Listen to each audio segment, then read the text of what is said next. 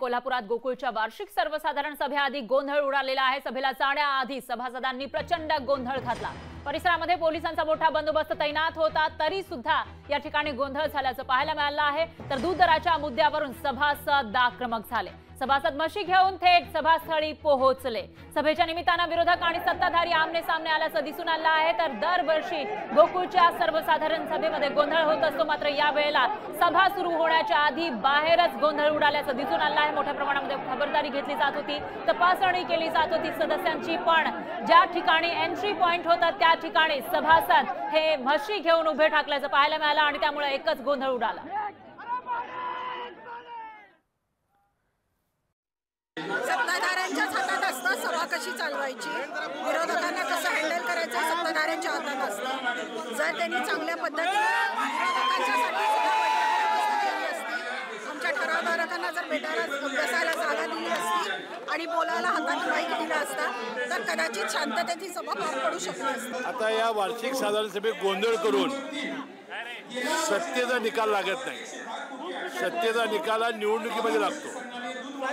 दरवर्षी असा गोंधळ करता येते का? बरोबर नाही। त्यामुळं दूध उत्पादकांच्या ज्या अडचणी आहेत, कारण दूध हा असा व्यवसाय आहे की सकाळी आणि संध्याकाळी दूध घालायला येणारे दूध उत्पादक, विशेषतः भगिनी, यांचे अनेक प्रश्न असतात। त्याचं निराकरण होण्याची आवश्यकता आहे। ज्या पद्धतीनं गोंधळ घातला जातो त्यामुळे लोकांचे प्रश्न हे समजून येत नाहीत आणि मला वाटतं आपण वार्षिक साधारण सभा ही शांततेने पार पाडली पाहिजे। हा TRP मिळवण्याचा प्रयत्न आहे। ज्या संचालिका खाली आज आंदोलन करतायत त्या 70% बोर्ड मिटिंगला आलेले नाहीत, काल चेअरमनांनी सांगितलेलं, नंतर येऊन सहाय्य करतात। एवढंच प्रेम असेल तर बोर्डात बोललं पाहिजे, चर्चा केली पाहिजे। सर्वसाधारण सभेच्या माध्यमातून फक्त प्रसिद्धी मिळवायची आणि दुःख हे गोकुळच्या सभासदांच्या विषयासाठी ते आलेले नाहीत। त्यांचा टँकरचा व्यवसाय बंद झाला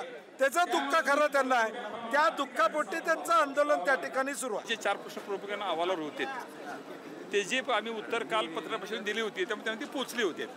तरीसुद्धा मी कालही बोललो होतो आणि आजही बोलतो की गोकुळची सभा ही त्याच्या डोक्यात नाही आहे। येणाऱ्या 2-4 महिन्यांमध्ये निवडणूक आहेत आणि त्याप्रमाणे ते इथं झेंडे बिंडे घेऊन ते करत होतं। तर मी मग प्रस्तावित सांगितलं की तुमचं 4 महिना करा की तुमचं झेंडे बिंडे काय, आम्ही काय विरोध करतोय? कुणी कुठे लोकशाही उभारायचा झेंडा करायचा, ते आज कशाला तुमची ट्रायल चाललेली आहे? मी 2-3 वेळा बोललो ना माईकवर। त्याच्यामुळे कारण आहे की उद्देश वेगळा आहे। वार्षिक सभा ही निमित्त करून या गोष्टीची एकमेव चाललेली आहे, कुठल्या तर मतदारसंघातला विषय आहे। लोकशाही मराठी ऐका, पहा, जागरूक रहा।